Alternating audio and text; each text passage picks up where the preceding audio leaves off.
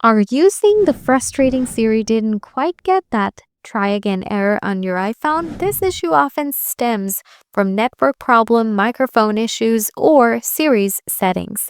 This guide will help you troubleshoot and fix the problem to get Siri working smoothly again. Let's dive in.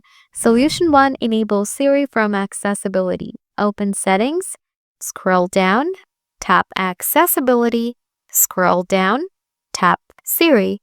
Scroll down, enable always lister for Siri. Solution 2, check your internet connection.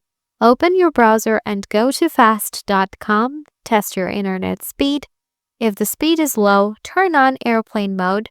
Turn on airplane mode, wait for a few seconds, then turn it off. Also, switch between Wi-Fi and mobile data to see which performs better.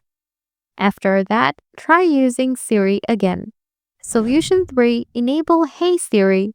Open settings, tap Siri, tap Talk to Siri, turn off Talk to Siri. Wait a moment, then turn it back on.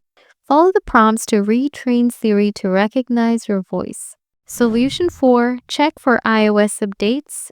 Open settings, tap General, tap on Software Update.